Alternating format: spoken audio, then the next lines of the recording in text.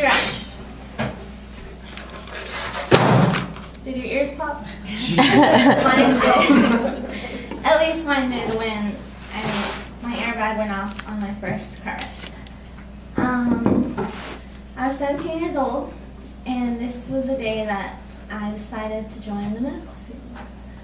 I was 17 years old, and I was driving on Expressway, the good driver that I am, because everyone knows women are great drivers.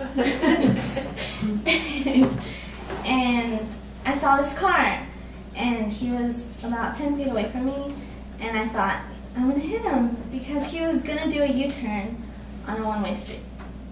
I was like, no, what do I do? So I was going 45 miles an hour, and I didn't want to brake or swerve and hit something else. So I decided to try to brake and throw my hands up so I wouldn't ruin my beautiful face.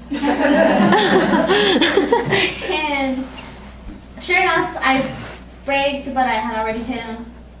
My truck flipped over his car. And I was upside down. I landed upside down, and all I could think of was, I need to get out, because all those movies where cars blow up because they're upside down. So I climbed out, and I was just like, oh my gosh. So I went and sat down on the side of the road. He came out from his passenger side because his door was just jammed in. And he was like, are you okay? I'm like, yeah, are you okay? Yes. I'm on the phone right now with the ambulance. I said, okay.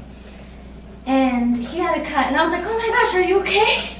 And he said, yes, I'm fine. Don't worry. And I said, okay. And I was just sitting there thinking, my dad's going to kill me. Because even though it wasn't my fault, that was my first truck, my new truck, and he didn't want to buy me a new car because he thinks that if you get a brand new car, your first car, you're jinxed. It's for sure you're going to wreck. And I think I believe him now.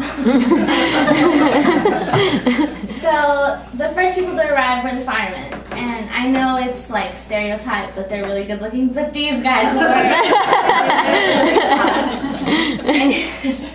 They were so nice. And I wasn't cold, but I was like shivering because I was scared. So my teeth were like, ugh. And one of them approached me, and he's like, are you cold? And I'm like, yes. And he gave me his jacket. I felt so loved. And then the ambulance arrived, and I was bleeding, but I didn't know it until the blood started dripping down my face, because I had hit the windshield when I banged against his car.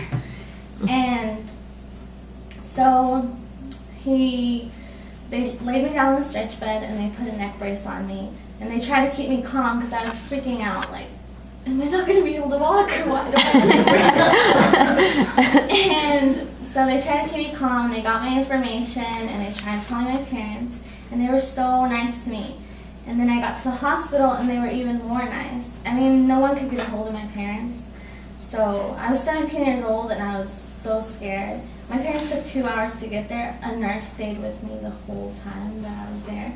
And I just thought, oh my gosh, why are they so nice to a complete stranger? Like, this is so cool.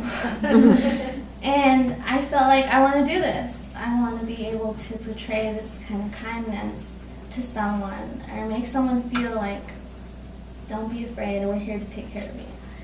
And I decided I'm going to do that. I want that to be my job. I'm going to join the medical field. Because even if you guys don't choose the medical field, I think you guys should be kind at everything you do. Because kindness is free. Sprinkle that everywhere. And so I'm going to leave you with a quote by Mark Twain that says, kindness is a language that the deaf can hear and the blind can see.